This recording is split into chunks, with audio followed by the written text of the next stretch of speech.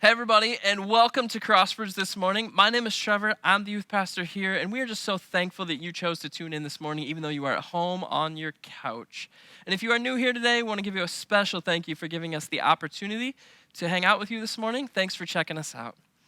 This morning, we are continuing our series, Rise Up, and we're going to kick off with our worship pastor leading us in some worship.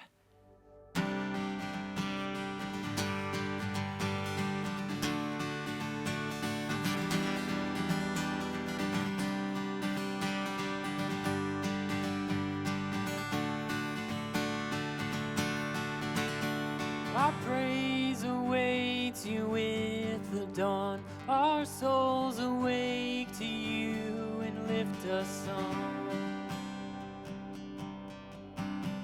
We've seen the things that you have done, and still we know the best is yet to come. There's more to come. Open the gates and let your glory come down. Open our hearts and let our worship pour out. We pour out.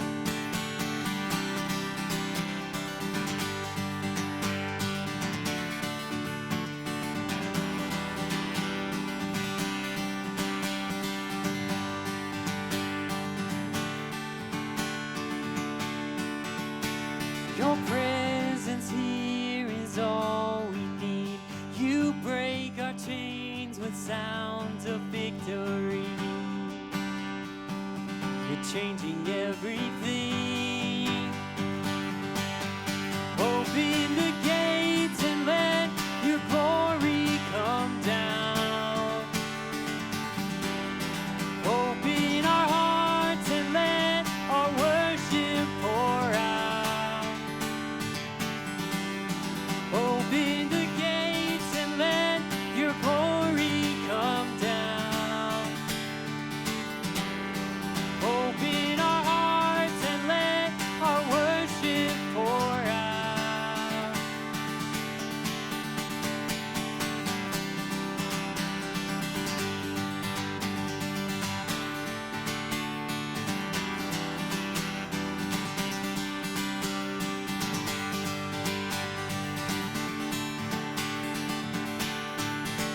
Come flood this space.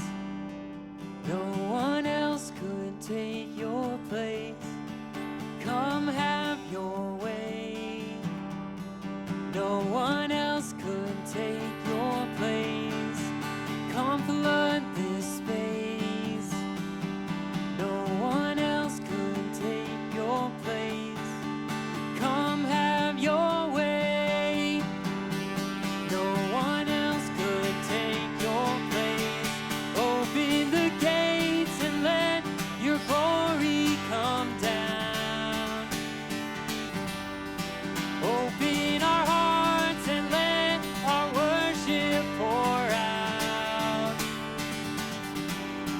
Open the gates and let your glory come down. Open our hearts and let our worship pour out. Let it pour out.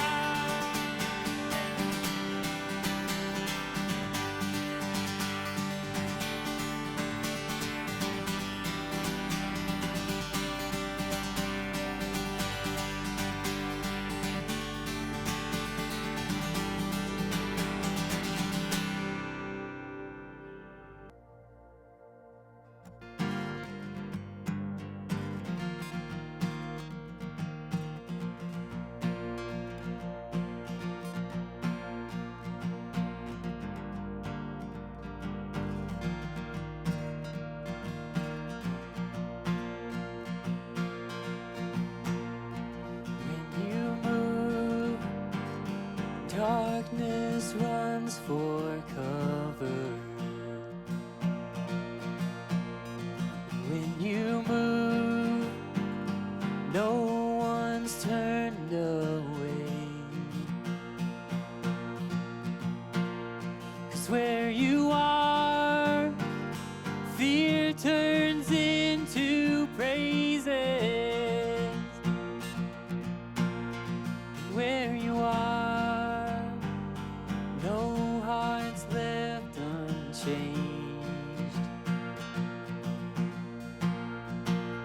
So come, move, let justice roll on like a river. Let worship turn into revival. Lord, lead us back to you. When you move, the outcast finds a family. When you move, the orphan finds a home. Lord, here we are. Teach us to love mercy. With humble hearts, we bow down at your throne.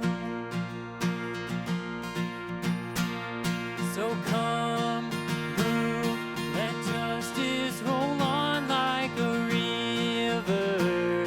Let worship turn into revival. Lord, lead us back to you. So come, move, let justice roll on like a river. Let worship turn into revival. Lord, lead us back to you.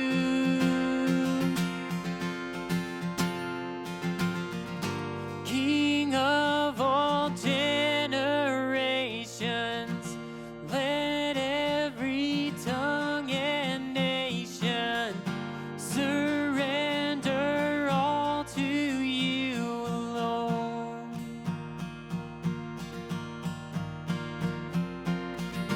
King of all generations,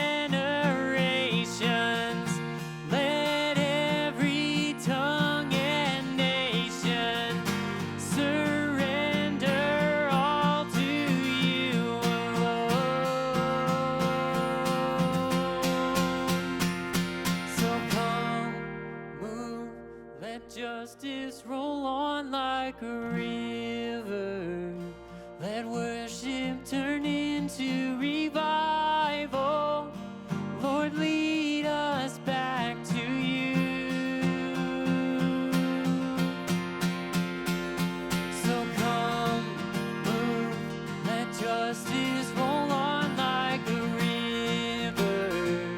Let worship turn into revival.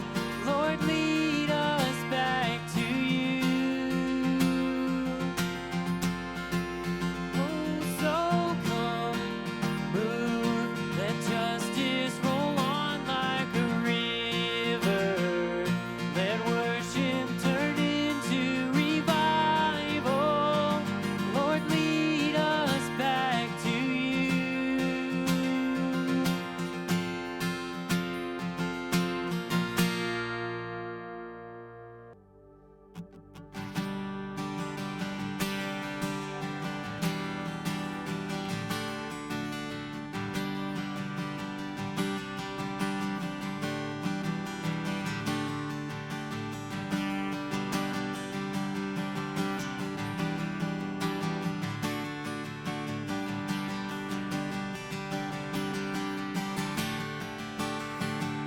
See the tomb where he laid, see the stone rolled away. He is risen, he's alive.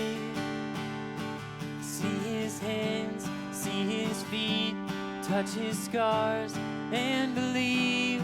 He is risen, he's alive.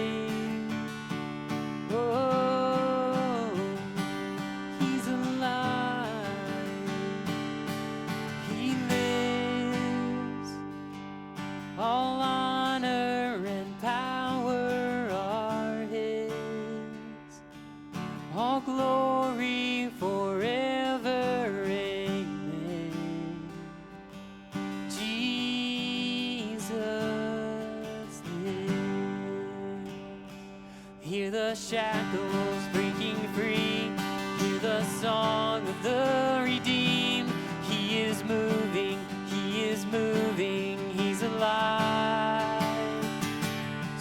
this freedom, take this love.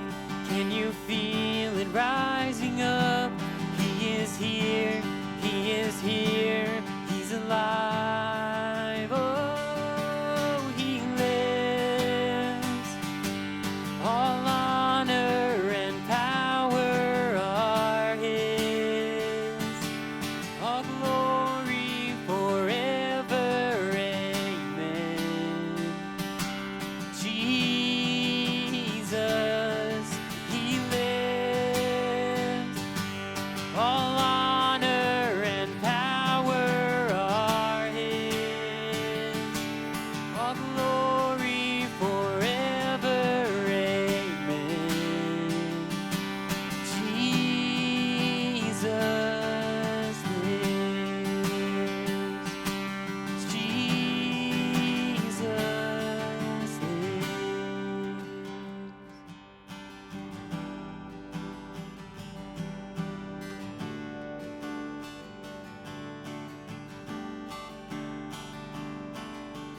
You took all our shame, left it in the grave. We're forgiven. We're forgiven. The work forever done, only by the blood. It is finished. It is finished. You took all our shame, left it in the grave. We're forgiven. We're forgiven. The work forever done, only by the blood. It is finished. It is finished. Oh, he lives. All honor and power are his. All glory forever, amen. Jesus, he lives. All honor and power are his. All glory forever, amen. Jesus lives. Jesus lives.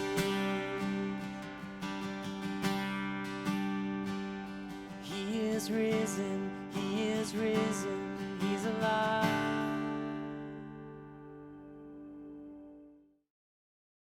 Well, welcome everybody. We are in week 2 of our series called Rise Up. And last week we actually looked at Ezra, the character Ezra. Couldn't find it in the Bible. But Neither could I. I had YouVersion out. exactly, content. I mean, that's what we have Exactly. to go there. But we talked about how that was the second wave of Israel or Jerusalem being rebuilt. Yeah. And so he was in that second wave, and he went to reestablish worship in the temple. They'd already built the temple, and they come to reestablish worship. And things weren't exactly how Ezra had it planned on. No. It was not what he had dreamed that he was hoping to get there. Yeah. And everything was a mess. And honestly, Ezra just absolutely has a meltdown. He's kind of in the fetal position on the ground, pulling his hair, pulling his beard, all kinds of stuff. And the verse we looked at was in Ezra chapter 10, verse 4, and it says this. He says, "Rise up, this matter is in your hands. We will support you, so take courage and do it." And there was this community around him that said, "Ezra, we can get this done. Let's do this. So rise up out of your anguish, and let's get this whole thing done." And so today we're going to look at another person, Nehemiah. Yeah, and honestly, as I was reading and preparing for this, also had to look it up in the contents, YouVersion, find where Nehemiah was.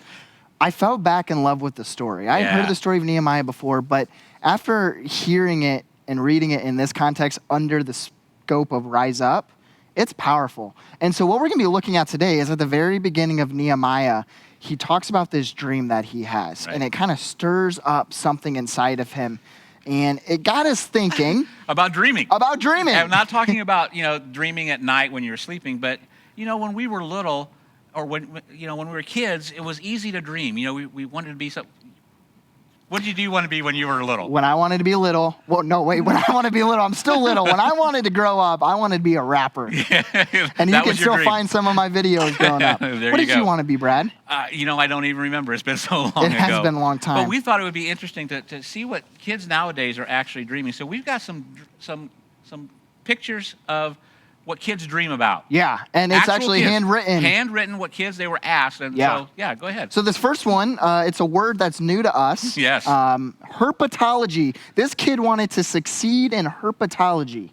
And so if you know what that word is, write it in the chat, but it is a real word. Right. Yeah. Yeah, he goes on. Yes, This he is the does. This is all the same kid. Yes, he does. You're right. So succeed in herpetology, have a wife and kids, and my personal favorite, breed dragons. Who doesn't want to breed dragons? I mean, seriously. Yeah, what about you? Those What's are one life of the goals. kids you've got? Here's the kid I've got. He number one, he wants to get a girlfriend. That's reasonable. Yep, Number been two, there. he wants to kiss her. And then after Step that, you number just two. got to go jump and rule the world. Yeah. Once you've conquered the kissing of the girl, exactly. all You bets are you off. You can rule the world. Yeah, this is actually my personal favorite of all the ones we're going to read today. My one wish is for it to rain tacos. Who doesn't want that? Can you imagine walking down the road and getting hit in the face with a taco?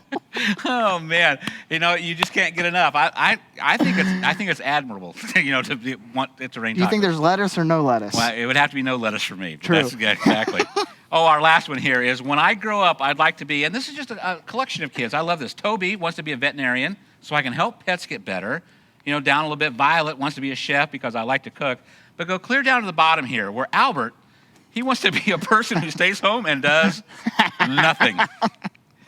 I was gonna insert a Trevor joke here, but I I'm was not, so too. That's the first thing that came to my mind. but I'm not going to. So Oh, man. we all have dreams, and sometimes they work out, sometimes they don't.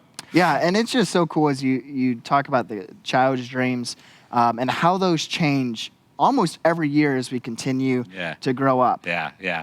And so today we're going to be talking about this Nehemiah and the third wave going back to rebuild Jerusalem, the holy city, and he's going to rebuild the wall. And remember now, they've been in exile in Babylon, and he was actually the cupbearer to the king, which means that he would taste the wine, and if he lived, then then the king could actually drink it. So let's pick up the story. Yeah, and so we're going to turn to Nehemiah chapter 1, and we're just going to read a few verses, but verse 3 is where we're going to start. And this is what Nehemiah says. They said to me, those who survived the exile and are back in the province are in great trouble and disgrace. The wall of Jerusalem is broken down and its gates have burned with fire. Verse 4, when I heard these things, I sat down and wept. For some days I mourned and fasted and prayed before the God of heaven. And I wanted to stop there just for a second because I think that those two verses are so relatable to what we're experiencing now. Sure. Okay, there's chaos, anxiety, depression, breakdowns. Parents might be going a little bit crazy with trying to manage their children's schedule, their boredom, etc. But the next few words is what I really want to focus on, which come in verse 5. And that's kind of the theme of our series. And it's words that really don't stand out to you unless you read the whole, story. But I just want to break it down. Verse 5 then starts out with, then I said. And I love that transition because Nehemiah goes from, I'm experiencing grief. It says he was grieving for a couple of days. Right. But then God got a hold of his heart. Then I said, I declared, I stood up, and he goes into this long prayer of just declaring how powerful God is. And there's some really cool things he actually says in that prayer. Exactly. Yeah. And so he comes in, and it's this internal strength of saying, hey, I am going to go and rise up and build this wall and go back to Jerusalem. I'm not going to let my circumstance define who I am. And so part of what we just wanted to help you navigate with today is you might have a dream that has been silenced in the midst of all of this chaos going on. Yeah, exactly. And sometimes it's easy just to say, what's the use? Why should I bother? With everything that's going on, I can't make a difference. I can't do what I really wanted to do.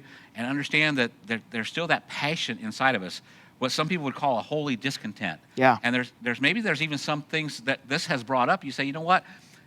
I want to do something about what is going on right now. Yeah, your dreams didn't go away because COVID-19 entered the scene. Right. You might still be feeling that, but like you said, that holy discontent where we are, oh, my paper dropped, where we are feeling this holy call, this pursuit, this desire, and it's creating an unsettledness inside of us. Right. But A, B, C, or D? How do we get there? Right. And here is Nehemiah, and it affects him so much that he goes in front of the king, and the king notices, Yeah. there's something wrong with you. Why are Yeah. you sad? What is going on? And Nehemiah has to actually talk to the king and say, this is what's going on. Yeah. And the king allows him to go back and gives him all kinds of papers to say, hey, you can take the cedars, you can get all the materials and things to go build the wall that you want to build. And I love this because then Nehemiah goes back and he actually starts scoping out this whole city in secret. Yeah. No one knows why he's there. He's very quiet about it. He just goes around and sees what kind of condition that everything is in.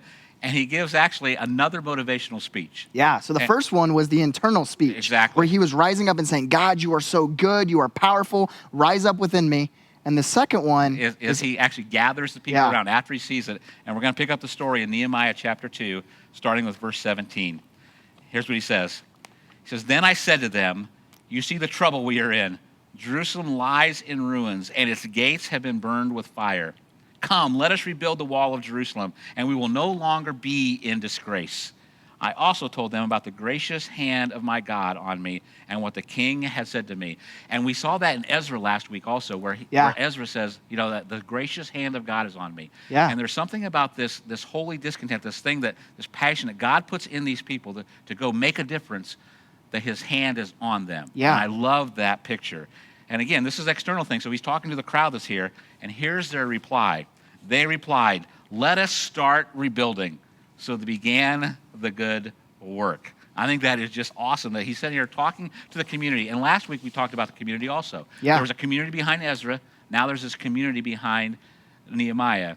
And we've been talking even as a staff this week of how much we miss our community, how much we miss doing life together and worshiping together. And we can't wait to get back here. But yet that doesn't stop us from doing what God is calling us to do. Exactly. And it doesn't stop the passion from growing inside of you when we're in the midst of all of this stuff. Right. And that's part of what I think I'm struggling the most with right now. Even as we're preaching for the camera and then it'll be live streamed, man, I miss so much being able to be around everybody. There's that discontent inside of me. And sometimes we are limited by our situation and what we can do. But we don't want our situations necessarily to control us. COVID-19 is obviously a unique situation. Right. The bigger picture of what we're talking about today goes past COVID-19. Well, and we talked about that last week. Bruce and I did. Exactly. Where it's not, we're in a situation, we're all in it together at this time, but we always run into roadblocks. Exactly. We always run into things, whether it be marriages, finances, relationships, job loss, death of a loved one, you name it. We're going to hit those kind of roadblocks, and how we react and how we rise up in those situations makes all the difference in the world. Yeah, and that's a good point, because as soon as Nehemiah gets the crowd riled up and ready to go, and they're behind him. And they're ready to go. They are like, yes, he hits resistance. Almost immediately, it's like one verse to the next. Exactly, and it comes from a couple different places. It comes from outside, and it also comes from the inside. Yeah. And what they end up doing is they start building with these scouts. You actually, a little bit later on, say that they were building with bricks in one hand and a sword in the other. Yep. And so they didn't stop them. They had to be prepared and ready to go. And we run into those kind of things all the time. It's kind of like when you get all excited about something that you're going to do, and then you start hitting roadblocks. And you actually just this week closed on a house, and I've been teaching Jordan about this for a while. Closed on a house. You guys are so excited. We're so excited for you that you're into this house and things. You've experienced some of that excitement, haven't you? Oh yeah. Yeah, we're thrilled. And so I come and Versus Bubble say, dude, you just bought a house, man. You are gonna. There's going to be water heaters that break. There's going to be, you had to go paint the whole thing. I'm nervous laughing right now. And it is. It's those kind of things. We get all excited, and then all of a sudden, now we're hitting the resistance. That kind of resistance. Yeah, and I think that's so true. And honestly, I think what stops most people from rising up and pursuing their dreams is that resistance, where they get started, or they finally build up the courage to take that step. Right. And then something hits, and they, instead of choosing to have their sword in one hand and their brick in the other, they choose to have nothing in either hands, or two swords in the hands and back in the house. And you end up, again, like Ezra, pulling his beard and hair and curled up in a fetal position saying, I can't do anything about this. Yeah, and here's something I want to share during this time, because we want to make it very clear that we aren't expecting you to, quote unquote, maybe pull up your bootstraps and walk through this journey by yourself. Right. That's not the point of this series. The point is, we want as a community to walk with you and help you navigate how do you rise up in the times of crisis. Right. And sometimes you are going to be grieving. Sometimes you're going to be anxious, depressed. But we don't want that to stop you from what God has placed on your heart. Exactly. And if we can rise up with you, walk with you, maybe hold the brick for you as you've got your sword in your hand, that's what we want to do. Encourage you in any way we possibly can. Exactly. You know, just build into that calling that you may have, that thing that's inside of you that says, you know, I've got to do something about Exactly. this.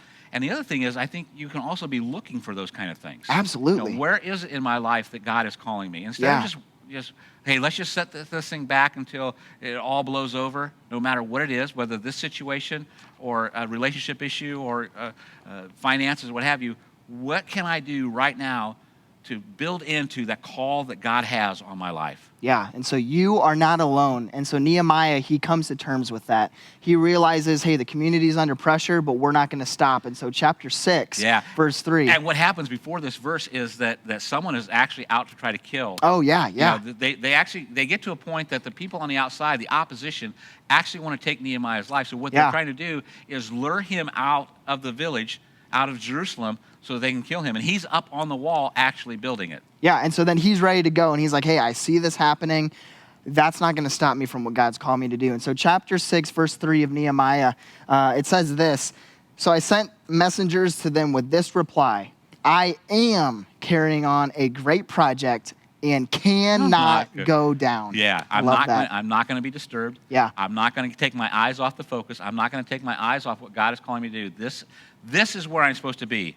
So I'm not coming. Yeah, and when the enemy is tempting you, I think the response that Nehemiah has is so powerful. You can change it to, I am a child of God and I am not going down. I am called to do this and I am not going down. I am strong. I am beautiful. Whatever it is for you, whatever your temptation is, change those words around, because Nehemiah has that realization where he is focused and he is ready to go now. And he says, hey, I see the resistance.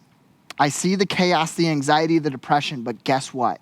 I am so in line with what God has in store for me, and I cannot go down. I will not get distracted on what God is calling me to do. And it's so easy sometimes in those troubled times when we're feeling anxious, when we're feeling, you know, this hurt, whatever it is we're going through, to get distracted. It's natural. Yeah. We all do that. And there's going to be times that you do it better than others, but we got to come back to that. Where is God in this? What is he calling me to do? How do I stay on the course that he has for me? Yeah, and so that's a great story.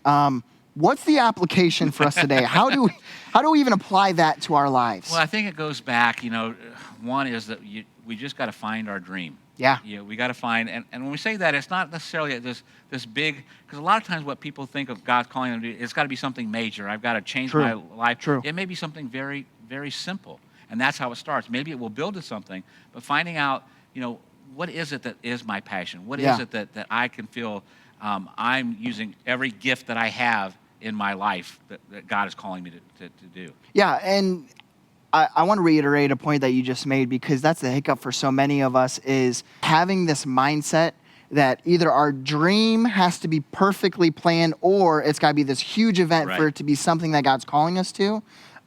We can find God working in any moment, especially in COVID. God didn't just go away, and the dreams with God didn't go away because we're limited to staying home or to being 6 feet apart, social distancing. God's still there and still moving. And so while it might seem small, like a small difference, the impact of what you could be doing, that encouraging text that you could be sending could be revolutionary. You know, and understand that your dream is unique to you.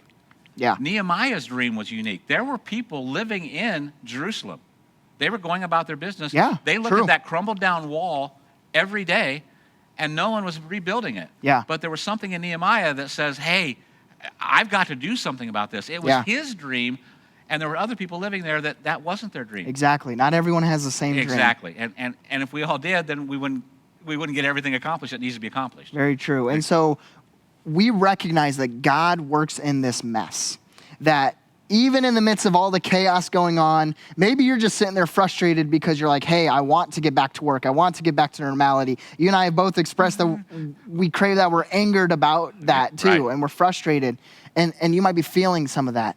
But God still works in the mess. It brings me back to a C3 sports season that you and I had. I'd like to say it was a long time ago. It was just last year. It was just, I mean, it was like 365 days from now. Exactly. Or from the past, Right. where this first day, the first Saturday was beautiful 65-degree weather. And I got up at halftime and I announced that, we prayed about it and we are going to have this kind of weather for the rest of the season, the next 7 weeks after today. Oh, man. The next That 7 was the weeks worst. after today, though, we were in 3 inches of mud, Oh, my gosh. rain, sleet, snow. It was probably the worst weather-wise season we've ever had. Oh, it was awful. Yeah, it was in the terrible. 25 years I've done this, it was the worst season we've ever had. Yeah, I mean, we had 2 or 3 weeks in a row canceled, and then we had to make it ruined all up. Ruined the football fields Yeah. and everything else.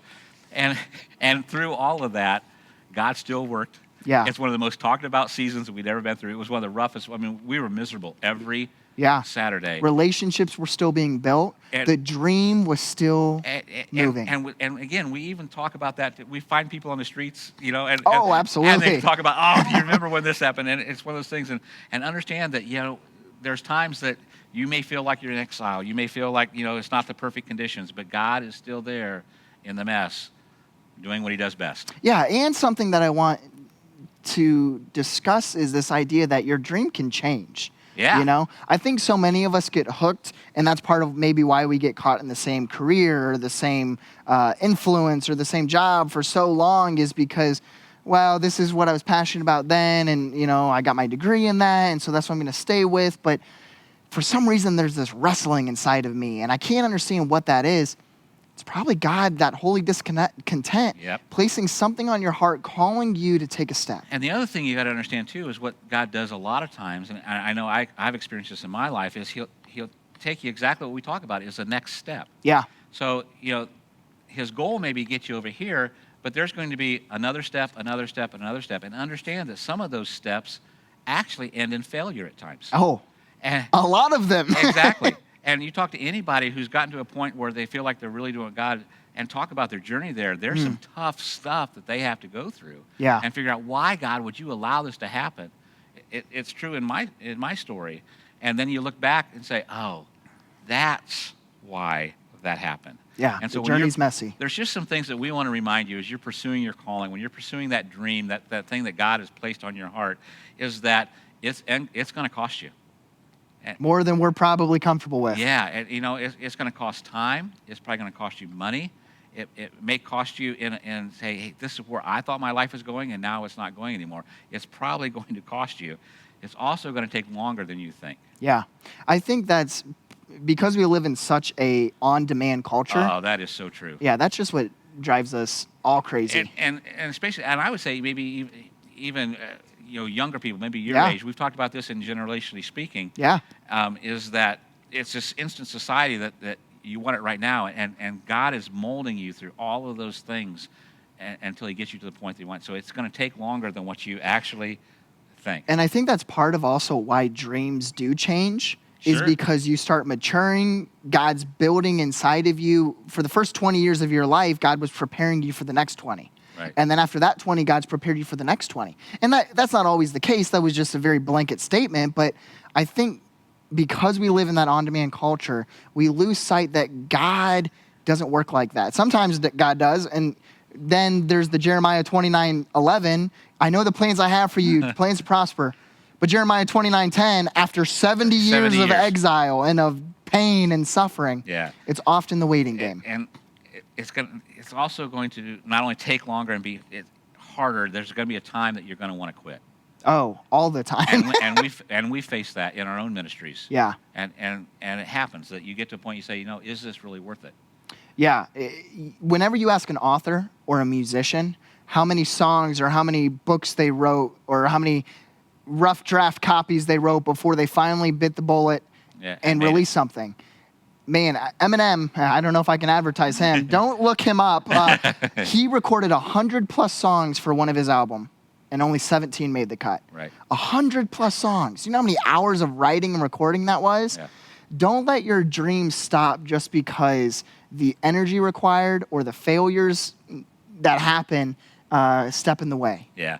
And understand, too, it's just like our story in Nehemiah, there's going to be resistance. Yeah. There's going to be resistance on the inside, and there's going to be resistance on the outside. Internal and external. Internal and external. And the one thing, talk a little bit about, that Because sometimes you say, I feel like God has placed this on my heart, and then you have people, inside Yeah. the church or inside, other Christians, friends and things, or family saying, are you sure you heard that right? Yeah, this is a difficult thing to navigate where and this is honestly something I struggle with because when I get excited about something, I'm all in. Right. I'm ready to go. And so what I've had to wrestle with is trying to find the balance between what I believe God is placing on my heart as a dream or a next step, and then balancing that with what is the advice I'm receiving from the wise counsel. And sometimes I need to ignore the wise counsel and just chase what God's calling me to do. And then sometimes God is using the wise counsel to say, hey, that's actually a selfish motive. Right. Listen. But we can't give you, unfortunately, a formula on how to do there's that. no formula. Just understanding that is there. Yeah, that balance exists. Is a huge step. Yeah. And we can just talk through that. The last thing we kind of want to talk about is this mission and method. And sometimes what we do is we give up the mission, and we never give up the mission. Yeah, The mission absolutely. is always the same. The mission at Crossbridge, we know what it is, transforming lives by helping people take next steps with God. That's the mission. But the method sometimes changes. Yeah, and we've noticed that especially during these last 6 weeks with digital ministry. Exactly. And so, but to give some more relatable, because not everyone's running a digital ministry, okay? You've also learned with your with your children right now, okay, that they're home all the time and trying to battle with e-learning. And so the grace and the love still needs to be there, the mission. But how you communicate that, the method, you might need to show grace in this area and then let some things slide on other, Yeah. The way that you might be parenting during this time might be a lot different than it was 6 weeks ago. And that's okay, because the mission is still the same. Exactly. And what happens sometimes is the method changes through cultures. Yeah. And that's what we're finding. That's what the church has always been up against. And that's what ministry has been up against, is Yep. that the mission doesn't change. The message doesn't change. But the way that we provide the message, that's got to change. It's got to become relevant to the cultures and things that we're in. So mission never changes, but method may actually change. Yeah. And then also, man, you just have to finish well.